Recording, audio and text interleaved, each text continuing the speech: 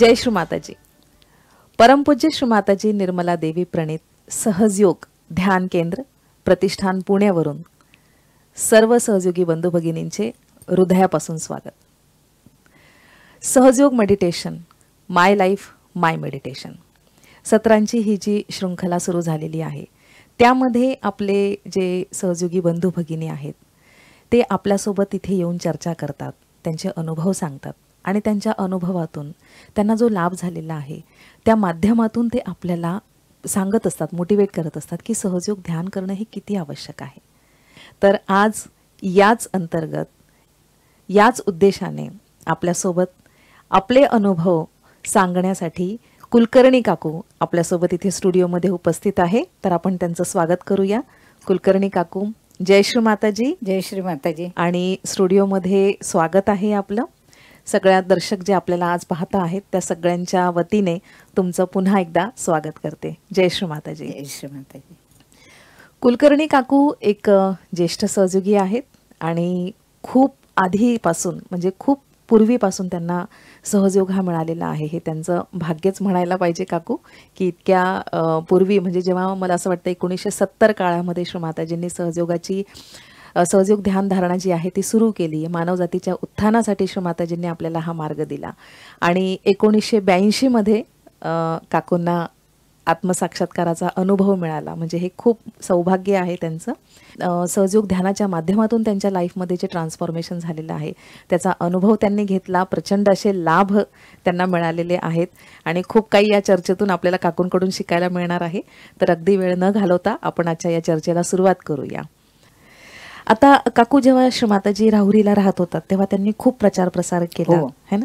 आम्ही पाहिले त्यांचे काही व्हिडिओ जे श्री माताजी बैलगाडीतून वगैरे जात होतात. तिथे बहुतेक वाहनाची सोय नसेल किंवा काय.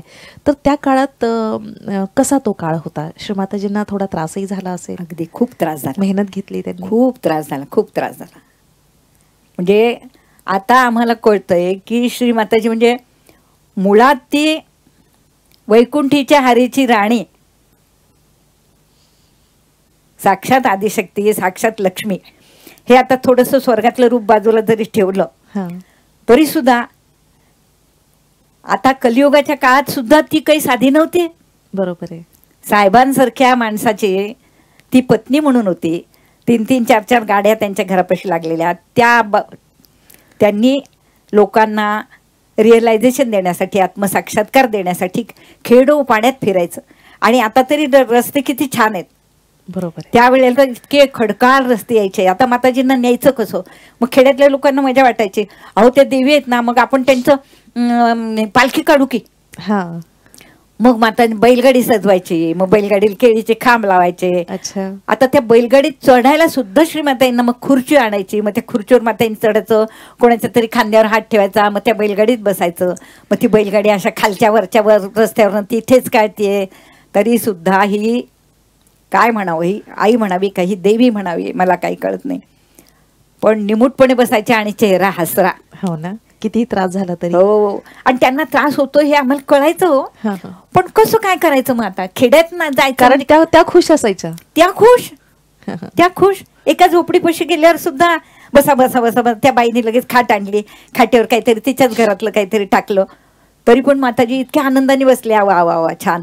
आणि मग ती बसली होती तिथे, तिला चहा पाणी करत होती. तिचं बाळ लगेच कडेवर रडत होतं. माताजी म्हणले असं करा, त्याला द्या माझ्याजवळ. हो ना. आणि कोण कुठलं त्या बाईचं बाळ आणि त्या बाळाचं केवढं मागच्या जन्माचं पुण्य असेल की आदिशक्तीने त्याला मांडीवर घेतलं. आणि असं असं असं आपण एखादी आई कशी मांडी हलवते तसं त्यांनी श्रीमाताईने ते बाळ घेतलं आणि त्या बाईचं काम होस्तोर माताईने त्याला सांभाळलं. म्हटलं ते काय भाग्यवान असेल की कल्पनाच करवत नाही किती किती भाग्यवान असेल. म्हणजे झोपडीत सुद्धा त्यांच्या गेल्या, खाट्यावर बसल्या, डनलपच्या गादीमध्ये जी बसते. आणि खरोखर म्हणजे हा शब्द त्यांना शोभेचा आहे की वैकुंठीच्या हरीची राणी. पण ती त्या काथ्याने विणलेल्या बाजेवर सतरंजी टाकली होती, तिथे बसली होती. किती सहजता, किती विनम्र. आणि हे कसं शिकवलं की तुम्ही सुद्धा असं काही म्हणू नका, यांच्याकडे गेल्यावर धड बसायलाच नव्हतं, नीट टाकली नव्हती, गादीच नव्हती, टोचतच असं करायचं नाही. मी बसतीये ना. हो. मग तुम्ही तर माझी मुलं आहेत, मग तुम्ही आईसारखं नको का? तक्रार करायची नाही, हे शिकवलं जसे श्रीमाताजींनी. ठेविले तसेच राहू, अगदी बरोबर. नाही बरे रुसणार. खूप शिकलो आम्ही, म्हणजे प्रत्येक उदाहरणाला मला हेच म्हणावं असं वाटतं की खूप शिकलो, त्यांनी शिकवलं म्हणजे. आणि नुसतं शिकवलं नाही किंवा आता एखादा प्रोफेसर येऊन गप्पा मारतो असं पण नाही, त्यांनी स्वतः तसं जीवन जगल्या, वळण लावलं मुलांना, त्यांच्या मुलींना. आणि मग आम्हाला सांगितलं की मुलं कशी तयार करा तुम्ही, बरोबर आहे. खणखणीत नाणं झालं पाहिजे. ती त्रास तेव्हा श्रीमाताजींनी खूप घेतला. खूप त्रास घेतला, खूप त्रास घेतला. आणि किती वेळ झोपायच्या, पुन्हा उठायच्या. आमची एक मैत्रीण म्हटली ना, त्या म्हटल्या की तुम्ही दमलात तर माताजी आमचं काही नाही, तुमचं तर सारखंच चालू असतं. तेव्हा त्यांना तो शब्द खूप आवडला होता की तुमचं तर अव्याहत चालू असतं, आमचं काही नाही, तुम्ही राहुरून गेलं की आम्ही मोकळे. हो हो. पण त्या पण पुन्हा गेल्या राहुरी संपली की पुन्हा तुम्हाला दुसरं गाव आहे, दुसरा तिथे प्रवास. गेलं की पुन्हा तिसरं गाव आहे, ते गाव संपलं की पुन्हा चालल्या परदेशात, तिकडे तेच आहे. म्हणजे निरंतर निरंतर त्यांचं आमचं कार्य. काही नाही, पण तुमचं तर नेहमीच चालू आहे. तेच खरं होतं की तो देव अगदी शेवटपर्यंत अलर्टच होता, तो देव झोपलाच नाही. मुख्य म्हणजे स्वतः तसं जीवन जगल्या याला महत्व आहे. सांगणारे काही नाही, सांगणारे भरपूर सांगतात, पण स्वतःच तसं वागतीलच असं नाही. खरंच दुसऱ्या सांगे ब्रह्मज्ञान आणि आपण कोरडे पाषाण, असं नव्हतं त्यांचं. म्हणजे त्यांनी तो आदर्श आदर्श ठेवला आपल्यासमोर. घालून दिला, आदर्श घालून दिला. आणि संसार, आपला घरचा संसार आधी सांभाळायचा. बरोबर आहे. म्हणजे मी चालले आता सहयोगाच्या कामाला, मग मी काय तुम्ही जेव्हा नाही तर काय काय पण करा असं नाही. ते संस्कार दिले. सगळे संस्कार दिले की सगळा संसार करायचा आणि मग उरलेल्या याच्यामध्ये हे काम करा. हे पण करायचं, हे सोडायचं नाहीच आहे. हे तर आता तुम्हाला पक्कच बांधून ठेवलंय याला. पण त्याच्यासाठी तुम्ही मुलांना उपाशी ठेवलंय, नवऱ्याला उपाशी ठेवलंय असं मला चालणार नाही. अच्छा, प्रपंच करून व्यवस्थित परमार्थ साधायचा. हो, प्रपंच आणि सहयोग हे दोन्हीची सांगड घालणारी सुगृहिणी. आता पुढचा एक प्रश्न विचारते काकू तुम्हाला. काकू, आता तुम्ही इतक्या वर्षापूर्वी सहयोग घेतला, साधारण तुमची मुलं तेव्हा लहान होती, एक गृहस्थ जीवन तुम्ही जगत होता, त्या वेळात तुम्हाला सहयोग हा मिळाला, आत्मसाक्षात्कार तुम्ही घेतला. मग तेव्हापासून आतापर्यंतचा तुमचा हा प्रवास, त्यामध्ये तुम्हाला वेगवेगळे अनुभव आले, सहयोगी म्हणून खूप सारे तुम्हाला लाभ मिळाले, श्रीमाताजींचा साक्षात सहवास तुम्हाला लाभला. मग आता तुम्ही एका गृहिणीला, म्हणजे एका स्त्रीला, एक आई म्हणून, एक घरातली गृहिणी म्हणून तिने सहयोग का करावा, तिच्यासाठी सहयोग हा कसा युजफुल आहे आणि तो तिने कसा करावा, हे तुम्ही आपल्या सगळ्या भगिनींना कसं सांगाल? मी आता मगाशी मुलांसाठी सांगितलं की तुम्ही ते लग्न करा, सहयोगामध्ये तुम्ही सहज मॅरेज करा, हे मुद्दाम सांगितलं की त्याच्यामुळे पुढची पिढी चांगली होणार आहे, रिअलाइज पिढी येणार आहे. तसंच मी सगळ्यांना सांगेल बायकांना की एक गृहिणी म्हणून, एक आई म्हणून, एक सासू म्हणून, काय जे असेल, स्त्री एक असते पण तिची नाती अनेक असतात. ती कोणाची आई असते, कोणाची बहीण असते, कोणाची काकू असते, कोणाची नणंद असते, कोणाची सासू असते, पण काही झालं तरी तिच्यामध्ये स्त्रीचा आत्मा असतो. तेव्हा तिने हे शालीनतेने राहायचं, अतिशय शालीनतेने राहायचं. ती जर स्वतः चांगली राहत असेल, शीलवान असेल, मर्यादेत राहत असेल, तर तिच्याकडे पाहून कोणालाही वाकडी नजर करता येणार नाही.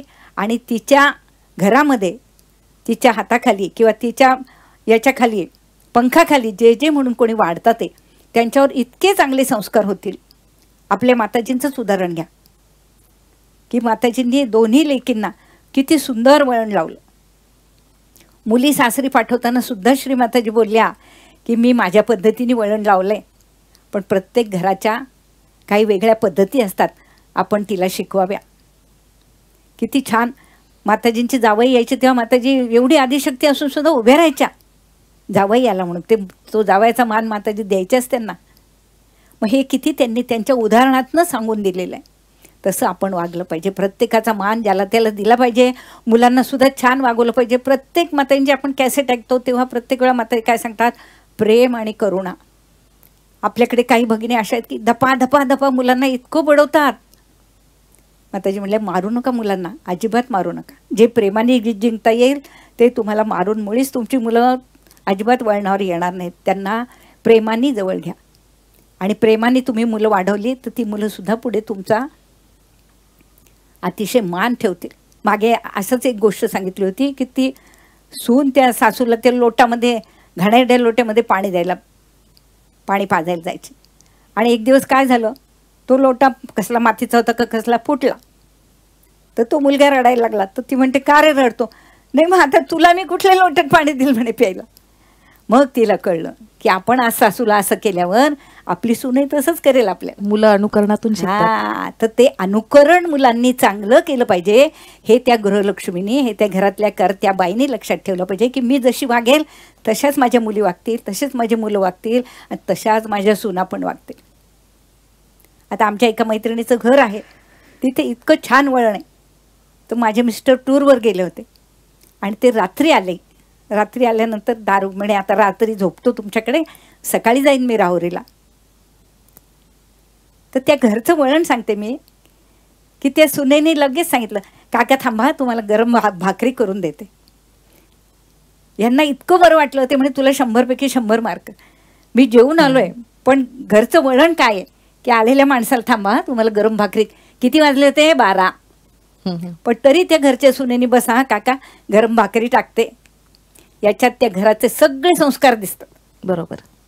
तर असं आपण वागलं पाहिजे की घरात कोणीही आलं तरी त्याचं आदरातिथ्य हे अतिशय चांगलं झालं पाहिजे की त्याला हे परकं घर हे वाटायला नको, हे माझंच घर हे वाटलं पाहिजे.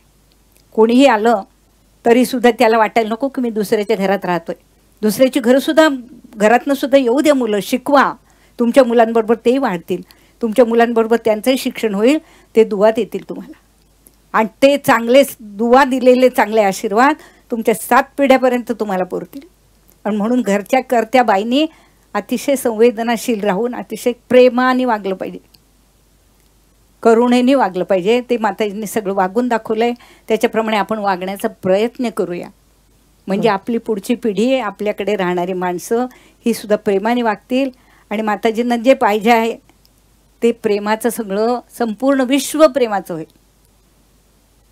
बलसागर भारत हो विश्वात शोभूनी राहो. तसं विश्वात आपला भारत झाला पाहिजे की आपले संस्कार सगळ्यांनी घेतले पाहिजे. आता बाकीच्या देशातले लोक येतात साड्या घेऊन जातात, त्यांना आत्ताशी कळायला लागलं की आपल्याला साड्या नेसल्या पाहिजे. बरोबर. म्हणून आल्यावर आपण त्यांना साडी देतो, त्यांना फार आनंद होतो की आम्हाला तिकडे साड्या मिळत नाही हो. तर त्या साडीचं महत्त्व त्यांना आत्ता कळलं. मग हे त्यांना केव्हा कळलं की आपण तसं वागतोय तेव्हा. म्हणून आपण तसं वागायला पाहिजे आणि आपण वागलो तरच हे होणार आहे. म्हणजे आपल्या खांद्यावरची जबाबदारी केवढी मोठी आहे हे प्रत्येक बाईने लक्षात घ्या. वेडं वाकडं वागायचं नाही, वेडे वाकडा पोशाख करायचा नाही, सगळं मर्यादेत करायचं. ते नदीसारखं. बरोबर. ती कशी नाही तर महापूर येईल आणि सगळं वाहून जाईल. आपल्याला वाहून नाही जायचं. आपल्याला संस्कार घडवायचे, पुढची पिढी चांगली घडवायची आणि माताजींना जे सगळ्या विश्वात पसरवायचं आहे ते पसरवण्यासाठी आपला खारीचा वाटा उचलायचा आहे. तो त्या आदिशक्तीने करून घ्यावा. बरोबर आहे. आदिशक्तीने एवढी मेहनत केलेली आहे, तो वाया जाऊ नये आणि त्याच्यात आम्हाला तेवढं वाटा उचलल्याचं समाधान मिळावं एवढीच आमची शुद्ध इच्छा त्या वैकुंठीच्या हरीची राणी तिच्या पायापाशी आहे. बरोबर. खूप छान संदेश दिला काकू तुम्ही. आम्हा सगळ्या भगिनींना एवढं सुंदर असं तुम्ही मेसेज दिलेला आहे, सुंदर असा संदेश दिलेला आहे. आणि तुमच्या ह्या अनुभवातून आणि ज्या पद्धतीने तुम्ही श्री माताजींचं साकार स्वरूपाचं वर्णन केलं, सहजयोग जो आपल्याला मिळालेला आहे तो आपल्या पुढच्या पिढीला देणं, हा सहजयोगाचा वारसा जपणं आणि श्रीमाताजींचं जे स्वप्न आहे हे संपूर्ण विश्व सहजयोगी होणं, हा जो श्रीमाताजींचं स्वप्न आहे, ह्या स्वप्नामध्ये त्यांचं स्वप्न साकार करण्यासाठी आपलं योगदान देणं ही आपली सगळ्यांची फार मोठी जबाबदारी आहे. आणि म्हणून एक सहयोगी म्हणून आपण सगळे हा प्रण करूया आणि त्या पद्धतीने श्रीमाताजींना आनंद मिळेल, श्रीमाताजींना समाधान मिळेल, त्याच पद्धतीने आपण आपलं आचरण ठेवूया. असं सुंदर असं मेसेज काकूंनी आपल्याला दिलेला आहे आणि खूप उपयुक्त माहिती काकू तुम्ही तुमच्या आजच्या या चर्चेमधून आपल्याला सांगितलेली आहे. तर खूप खूप धन्यवाद तुमचे काकू, तुम्ही एवढा वेळ दिला, स्टुडिओमध्ये आलात, खूप खूप धन्यवाद. आणि दर्शक आपले जे आज बघत आहेत त्यांचे सुद्धा खूप खूप धन्यवाद. थँक्यू. जय श्री माताजी.